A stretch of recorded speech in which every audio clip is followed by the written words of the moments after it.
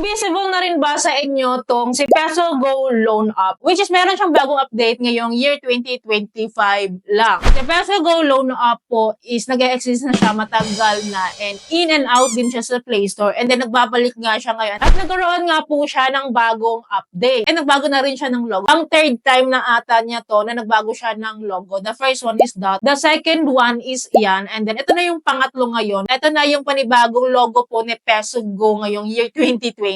So this time sisilipin natin siya. Una ko nakita to sa website, parang isa siya nare-recommend nga daw to download. And ngayon nakita ko nga siya dito sa Google Play Store. And then sabi nga dito sa site nito, no, nakalagay dito, no credit card needed daw. Well anyways, available pala siya sa Google Play Store pala. Then dito po nagmumukhang bago siya kasi nga nagkakaroon siya ng bagong update ngayong year 2025. Kaya konti pa lang yung reviews niya. Meron siyang 4.2 ratings. At meron na siyang 10,000 downloads dito. Dito po nag-o-offer po pala siya ng up to 30,000 pesos. And sabi dito sa ratings niya noon na nice daw, easy to use and accessible. This March 2025 lang yung reviews niya dito, no? And meron din nagsabi dito na after submitting all necessary documents, auto-reject useless after. So let's see kung mare-reject din tayo dito. Which is may nagsasabi naman na may na-approve daw. Well, before that, check muna natin sa SEC website. Ito si Peso Go na under po siya kay Dolphin Lending Investors kung nandoon siya sa list of recorded online lending platforms kung license to operate siya. So as I've checked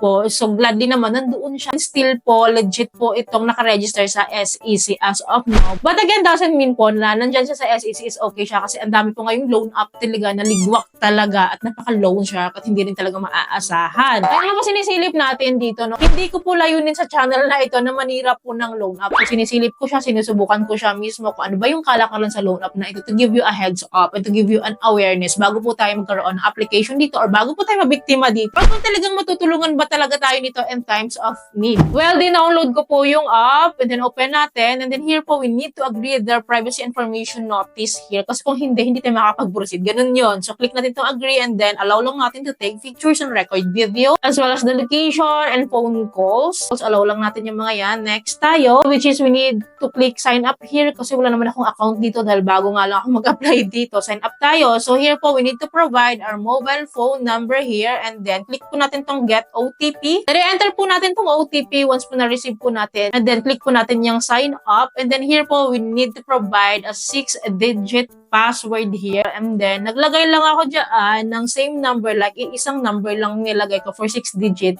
And, nag-proceed siya. So, ibig sabihin, weak po yung security feature po nitong si Peso Go kasi nahuhulaan yung password, hindi sila mahigpit. So, click natin tong start after that. And then, here po, from 30,000 na offer nila. So, ngayon, 3,000 po yung kanilang offer sa akin ngayon. So, click lang natin tong get instant cash now. Let's see. And then, dito po nakalagay, transfer your balance. So, ano to? Medyo nagugulan ako dito kasi kanina 3,000 yung loan offer nila and hindi ko ano tong loan amount na ito. Ito na yung pinaka-offer nila sa akin which is ginitna nila na 12,300 pesos. And we can drag this naman down to 3,300 and then to 32,300. So, we can drag that naman. So, drag lang natin sa pinakamaliit. Kasi baka mamaya auto-disbursement daw. So, drag lang natin sa pinakamaliit which is 3,300 pesos. And then, before we proceed po, we need to provide the loan purpose po. So, pipili lang tayo dyan ng mga purposes nila. And then, right after that, so, we need to provide naman the expected loan term na gusto natin dito. From 91 days to pay to 180 days to pay. So, pili natin yung 180 days to pay. Let's see. So, after that, here po, I need to provide my identification details dito. And ito nga po pala yung mga IDs po na nare-require nila. Napakadami po nito. So, pipili lang po tayo ng isa. Then, after that, we need to take a photo of our ID. And then, kapag nakapag-picture po tayo, auto-fill up po yung details ng ating ID. Madedetect nila yung ating name, yung ating ID number, birthday, and then fill upan lang natin yung ating gender, and then proceed po tayo for the next step, which is here po is nagre-require sila ng ating resident type, address, education, marital status, children number. Then after that, continue tayo. And then here po is the contact information na agad. So here po, dalawa lang naman po yung nire-require nilang character reference or contact information. So i-provide lang po natin ito, which is ito naman is manually po natin siyang itatype. Hindi po natin siya kukunin sa ating phone book list. Ito yung nakakatamad gawin talaga yung fill up ng contact information. Then kapag na-provide po natin ito, no, save lang natin. Then next step po tayo, which is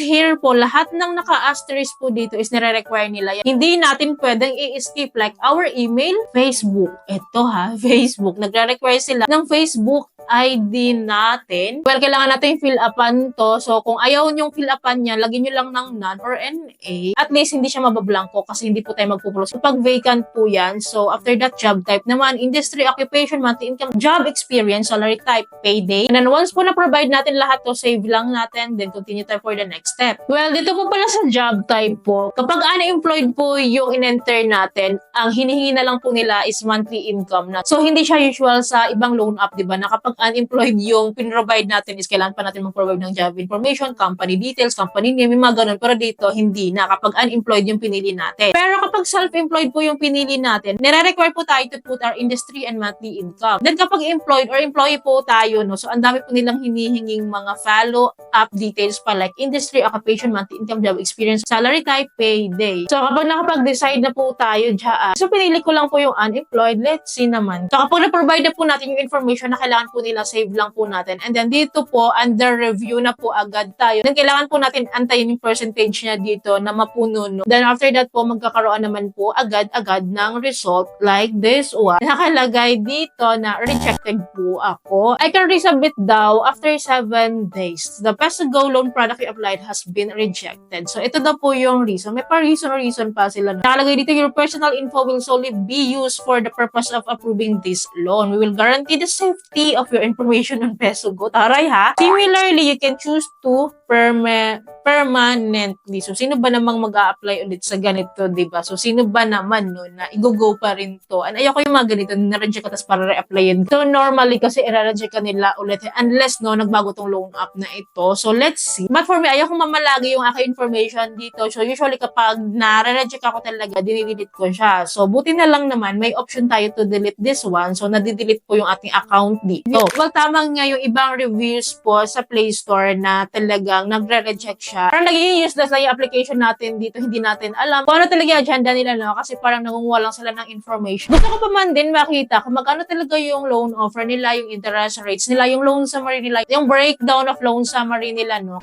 Doon kasi natin makikita kung maganda ba siya utakan, okay ba siya utangan, but unfortunately, hindi tayo nabibigyan ng pagkakataon. But sino sa inyo dito nakapag-try kay PesoGo? Since matagal na rin naman nag-e-exist tong si PesoGo, nagkakaroon lang siya ng mga bagong update sa loan app, pero matagal na talaga siya nag-e-exist. Sino sa inyo naka-experience na? Kasi medyo mysterious siya ngayon. But anyways, don't worry, patuloy pa ako mag-update sa inyo sa mga bagong usbong na loan apps ngayon, sa mga bagong update na loan app, na mga existing loan apps ngayon, na patuloy po ngayon, na mamayagpag. I-update ko po kayo. Ay, dapat po nakasubscribe po kayo, click yung bell button para lahat po ng videos ko is updated and notified po kayo. So yun lamang po. I hope po may natutunan kayo sa video. I hope po nakatulong tong video sa inyo. Kung nagustuhan yung video, please don't forget to like and share. And thank you for watching this video. Bye!